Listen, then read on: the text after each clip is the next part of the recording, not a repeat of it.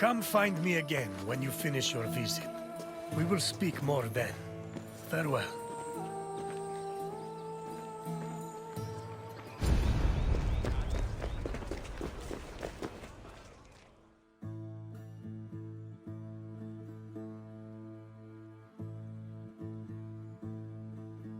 Sparta's political system differed from most of Greece's.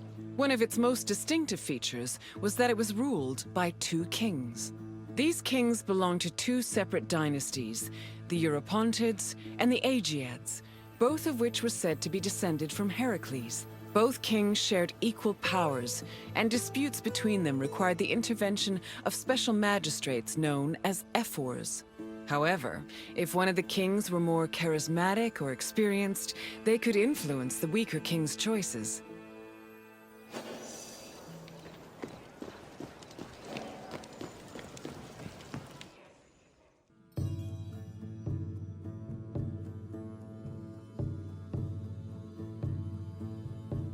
Spartan kings had several responsibilities and functions. As lifetime magistrates, they were technically Sparta's priests and strategists, and their duties encompassed everything from politics to justice. Originally, both kings would lead military campaigns in times of war.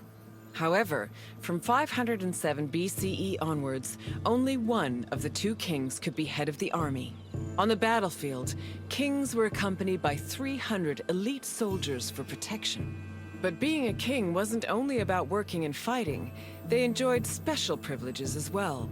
Spartan kings lived at the expense of the city, owned royal estates in the surrounding Perioikic cities, and received the majority of the spoils of war. When they passed away, they were buried with special honors, and the population mourned them for a period of 10 days.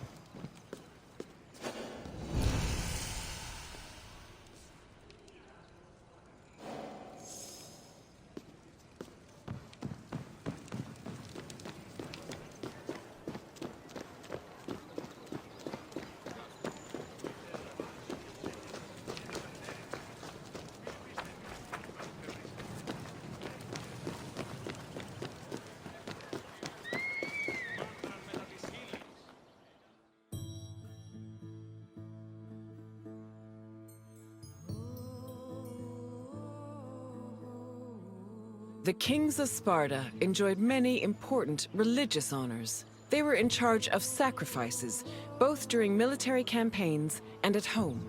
The kings received double portions of the meat at all communal meals, and they were also the first to pour libations.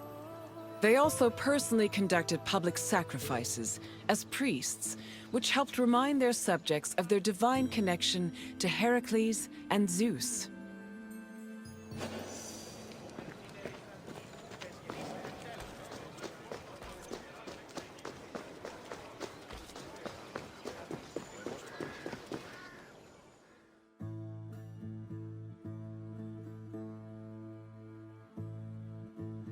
The ephors, or overseers, were 5 magistrates elected by the Spartan assembly.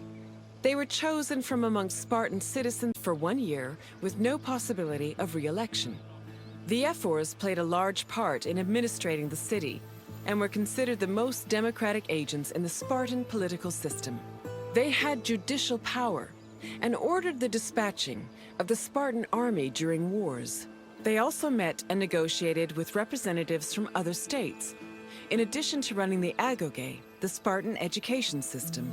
While not as powerful as the two kings, the ephors still held great sway over Sparta's affairs.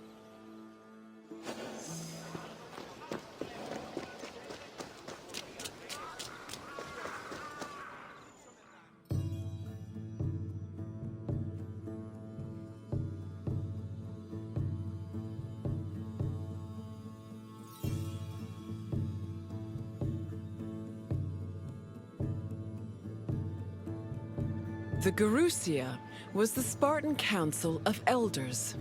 It was made up of the two current kings as well as 28 elders called Gerontes.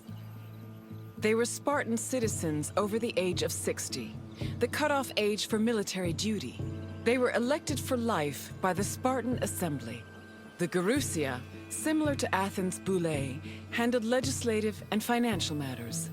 It could submit bills and motions to the Assembly, and could also cancel Assembly decisions with the power of veto. To ensure that the right of veto did not weaken the Assembly, ephors were introduced to keep the Gerousia in check and maintain a steady balance of power. This allowed Sparta to include more just elements in its political system.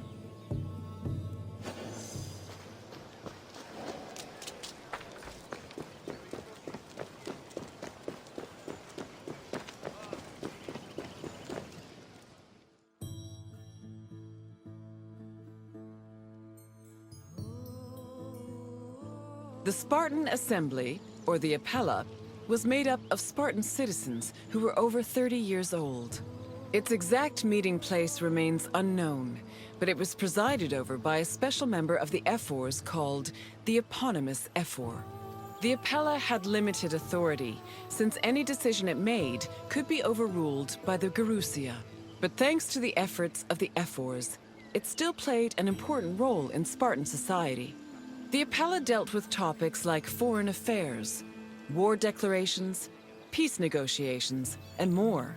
They also elected ephors and Gerousia members, and could both grant political rights to foreigners and remove them from Spartan citizens. Unlike the myriad sources on the functions of the Athenian Assembly, the exact details of the Appella's decision-making process are unknown.